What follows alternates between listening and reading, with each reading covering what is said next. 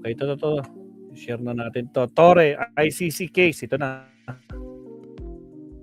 Naku, copy ko Supremo daw, mga absat. Diyos ko po, Rudy. Alright, General Torre, on De La Rosa's ICC case, hindi dapat ginagawa na parang palabas lang. Yun. May mga nabanggit kayo na Seryosong usapan. willing talaga kayo, GM. Alam nyo, kanina ang tanong sa akin, nakapremise kung uutusan ka ng presidente. Di ba? Talaga naman ini-islant. Yun ang premise ng tanong. Yun ang premise ng tanong, kung uutusan. Pag inutusan ka, pwede ka pa humindi. Presidente yan. Hindi sa inyo nang galing mismo. Hindi, pwede nyo i-review ang transcript. Andiyan naman ang buong Andiyan naman ang buong transcript andiyan ang buong video ng live stream. Pero GM, pwede kasing citizen's arrest. Oo naman. Bakit hindi? Talagang pwede ang citizen's arrest, implementation ng warrant, or pag makita natin na siya ay, nasa MMDA, sabi ko nga kanina, kung nasa MMDA territory or nasa MMDA area of concern, area of operations, pwede. Saan? Sa landfill, sa estero, sa ilalim ng imbornal. Pwede. Pero di ba malinaw nakalagay kadalasan sa mga warrant? To all law enforcement agencies, di ba? Opo. Paano yun? Kayo bilang nasa MMDA, pwede ba kayo i-consider na law enforcement din? Yan, hingian pa natin ng opinion ng mga korte niyan. Kasi di ba, kaya nga nagtataka ako, bakit kayo tanong sa akin, ako nandito na nanahimik sa MMDA, kayo talaga. Nananahimik kayong nagpupunas ng posas? Pinapakintab ang posas? Ganun ba? Pito. Oo nga, di ba? Okay, sige. Sabihin natin ngayon, inutusan kayo ng presidente, no choice kayo. Presidente yung nagutos, susunod kayo, di ba? Fast forward tayo. Hawak nyo na ngayon si Bato. Anong susunod na eksena ron? O di, ibigay sa kung sino man ang dapat na magdala sa kanya sa ICC. Aray ko po. Hindi nyo ibibigay doon sa kung saan nakaparada yung sa hangar, walang ganon. Depende. Pwede naman kasi kung MMDA yan, isasakay ko yan sa Pasig River Ferry. Di ba? Bakit? May ruta ba yan papunta doon sa airport? Sa hangar ng Air Force? Pwede. Depende naman kung paano siya dalhin Kayo talaga. Pwede. Basta ang bottom line dyan is alam nyo kasi sa totoo lang, hindi naman yan about the personality or about the person. This is, seriously speaking, this is a court process, okay? Na maliwanag, na sinabi na ng mga korte natin, na legal, at meron itong power. Meron itong power and may mga obligasyon din sa Pilipinas na na may mga pananaguntan tayo na dapat tuparin based our international agreements, most especially with the Interpol. So, this is about institutions, hindi personality and the process. So, I think kaya naman ng ating mga kababayan yan. May maraming law enforcement agencies, law enforcers na kayang gawin ito. Okay. Yung nangyari kay dating Pangulong Duterte, hindi nalalayo dun sa eksena nung nagpakita si Bato sa Senado. Okay. For sure, sinundan nyo rin kung ano yung mga pangyayaring nung gabi na yon. At hanggang sa umantong sa nakalabas din siya nung building o gusali ng Senado nang wala man lang dumatakip sa kanya. Anong komento nyo do sa ganung klase na eksena? Nung bang gabi ng May 13 for sure gigil na gigil kayo do sa napapanood ninyo na eksena sa Senado. Well, like you, I'm a serious observer of politics and everything that's happening around us. So, may mga opinion tayo. May mga nasa isip din naman tayo. Pero nasa atin lang yun dahil iba naman ang ating trabaho. At nakikita natin, nagtatrabaho naman ang ibang mga ahensya ng gobyerno. Kung kayo tatanungin, anong mga dapat bang nangyari? May pointers po ba kayo? Well, unang-una, seryosong usapan. Hindi ko ito tinitingnan bilang isang senador o kahit sino pang personalidad. Ang unang titingnan kaagad natin dyan, may lawful order ba? May legal basis ba? May malinaw bang mandato ang unit mo na inuutusan na mag-implement yan? So, kung may valid warrant na ngayon ay lumabas talaga na may valido ang warrant at malinaw ang utos ng batas, ang trabaho ng pulis o kung sino mang law enforcement agency, hindi naman mamili kung sino kung alin ang ipapatupad at alin ang hindi. Ang batas na dapat ay pare-pareho sa lahat. Yun ang stand natin dyan. Pero hindi rin ito dapat, ito ay qualify ko lang, hindi rin ito dapat ginagawa na parang palabas lang. Okay. Ang objective dito ay compliance ng subject at compliance natin doon sa issuing court. Hindi confrontation. At the most important, yung na-quote sa akin before sa ibang mga interviews ko na the arrest should not be a revenge. Okay? The arrest should never be a revenge. It is a law enforcement operation. So, yan ang mga nasa isip ko pag habang pinapanood ko yun. At syempre, dahil sa mga nangyayari nga, ang naisip ko lang naman din, POP, operational procedures, na unang hakbang lagi ay coordination, communications doon sa subject, baka pwede pang makausap ng maayos lang yan. At pagkakataon, hanapin talaga pagkakataon para maayos at mapayapang mapasunod. Kaya nga sa akin, kung tanungin niyo ko doon sa Kibuloy, ganun na ganun ang ginawa ko. Na humaba man ang humaba, pero ang gusto natin is less na masaktan. Oh. Wala tayong i-initiate na hindi natin siya i-breach. Pwede ko i-breach yun ng kwan eh. Pwede ko i-breach yun na gamitan ko ng forced entry talaga eh. Pero hindi ko ginawa. Coordination, communication, at pagkakataon talaga, hinanap na yung pagkakataon na maayos at mapayapang pagsunod. Tanda ko nga yun eh. Bago yung pagdakip talaga kay Kibuloy. May picture pa kami ni General Torre sa Davao. Panahon kasi ng BPSF that time. Kaya nandun din kami. Ay nagkita-kita kami doon sa isang venue sa Davao. Anyway, ano ibig sabihin? Curious lang ano ibig niyo sabihin na hindi dapat isang palabas lang? Yung binanggit niyo kanina.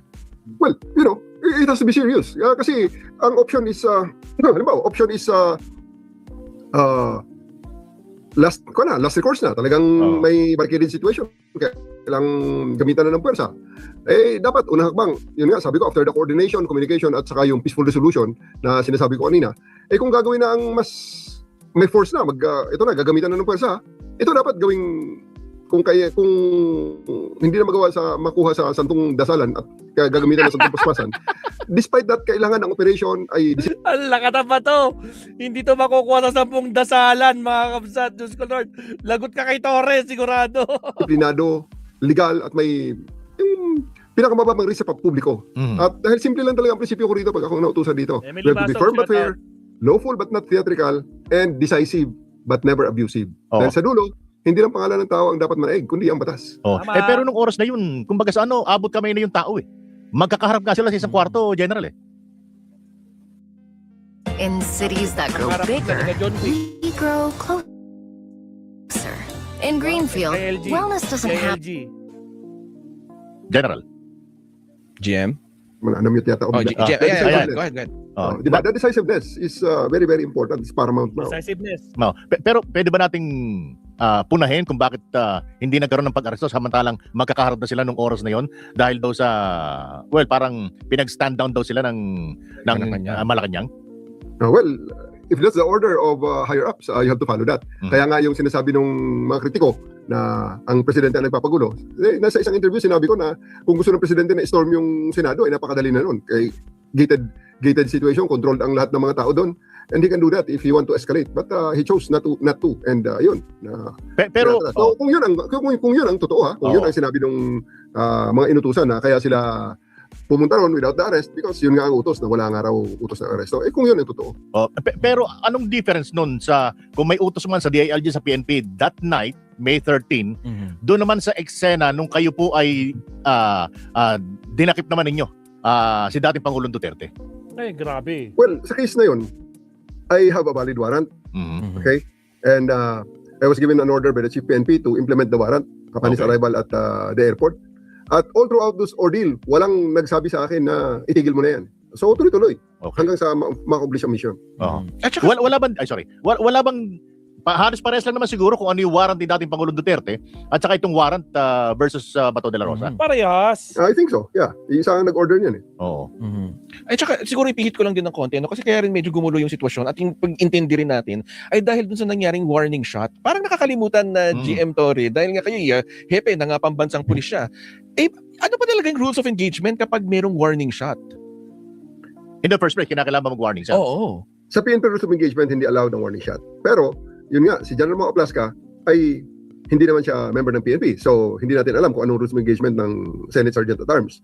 And even in the PNP, merong exceptions doon sa warning shot. So, General Mau Aplasca being a seasoned military officer, police officer, he must have assessed during that situation right there and then na kailangan niyang warning shot. So, well, yun ang ginawa niya. Kaya nga in fairness to General Mau, ang resulta is walang namatay. So, na-resolve ang situation na walang irreversible damage na nangyari. So, I think it's good. May lumalabas na binigyan siya ng maling impormasyon na sinasalakay, quote-unquote, ang Senado nung oras na yon. Meron bang dapat na isa lang alang din si Mau Aplasca doon sa mga impormasyon na nakakarating sa kanya? You know, yan yung mga mabibigat na mga decision making sa Oo. totoo lang. Mm. Very, very fluid ang situation ng mga, I can only imagine the stress and the kind of information coming to him and the time that he has available to validate before making a decision.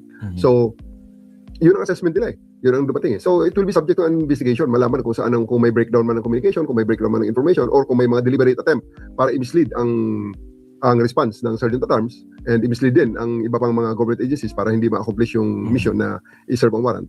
Pero That will be subject to an investigation.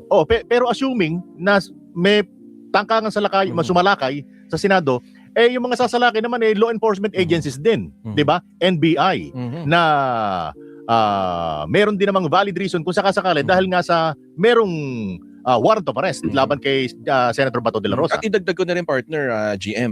Naalala natin noong ini-enforce na rin yung warrant laban kay dating Pangulong Duterte, di ba may lumabas pa ang fake news na may TRO daw na nilabas ang Korte Suprema? So yung may mga ganong sitwasyon na GM, paano yun? Yeah, una, doon muna sa kung sasalakay ang NBI. Kaya nga precisely the point na ngayon ay dinideny naman ni Director Batibag. Wala naman siyang order na ganun daw. So yan nga magiging mga points na dapat makita sa isang fact-finding or investigation or kung ano pa mang pagsusuri ng lahat ng mga nangyari na gagawin in the future ng kung ano mang competent body, kung yan ba ay ombudsman, kung yan ba ay Senate mismo, kung yan ba ay isang independent investigating body. So, yan ang mga points diyan. Pangalawa, yung sa gaya nung nangyari sa case nung March 11, 2025 na lumabas yung mga information na may TRO, may mga ganon. So, kahit ako personally, tinitingnan ko at hinihintay ko na kung may TRO naman talaga, di stand down tayo, sundin natin ang sinasabi ng korte. Pero habang wala, tuloy-tuloy tayo hanggang sa mapalitan ka natin ng aeroplano. O siya, sige po, siguro, sana ibang topic naman next time na makausap. Hindi natin na-follow up kay GM yung Iba naman takbo tanongin niya. natin, ilan na po nalilinis ninyo sa Metro Manila? Marami na tayong nahuli sa NCAP Next week, ilalabas na Ayaw natin nga sa pala. aming press release. Oo nga, marami na. NCAP, Ano bang... Contact apprehension ng mga nagtatapon ng basura, nagtatapon ng mga upos ng sigarilyo, yan. Pinaghuhuli natin ngayon yan through camera monitoring. Ayan. Sana mas mapag-usapan natin yan sa mga darating na araw. Sa Maraming susunod. salamat po, GM. Yes sir, maraming salamat din sa pagkakataon ito. Kaya bigyan niyo lang ako ng pagkakataon, 5 seconds. Mga kababayan, laging tandaan, nandito ang MMDA. Pag may aberya sa daan, ipa-MMDA na yan. Kaya Ayan. 136, 5 minuto, kami ay nandyan. Ayun. Ayan, MMDA na yan. MMDA na yan. Ay, maganda yan, ha? Maraming salamat po, MMDA na GM. yan. Dapat inan nyo, dagdagan nyo, itori mo na yan. Oo. MMDA sir, MMDA. Wala MMDA. tayong dyan. MMDA na Kung yan. ano mga isipin ng mga yan. Malapit-lapit na rin naman, GM. Jem, maraming salamat. Thank you. Salamat din sir. Ayun. Imagine being able to build an app with your Nako. Bato, mag-ingat ka. Ha? Wala ka magagawa kay General Torres, sigurado iiyak ka, Bato de la Rosa. Ha? O, tuloy, na-lecturean tuloy yung mga ibang kwan dyan, yung mga nangyari dyan sa Senado. Diyos ko po, Rudy. Okay, maraming salamat, General Torre, mga absat, no? Diyos ko po, Rudy. Wala na talagang ligtas tong si Bato kapag si General Torre ang talagang inutusan ni Pangulong Bongbong Marcos. Sir Leonardo, lagot na si Boy Dapa, meron nang palang utos kay General Torre. Kaya yun, paano si Boy Fresco na yun lang. Paktay tayo dyan si Leonardo. O siya, subtopic muna tayo, Balsat. Diyos ko Lord Rudy. Shoutout sa mga bago pasok. Huwag kalimutan mag-like and subscribe. Here we go. Countdown.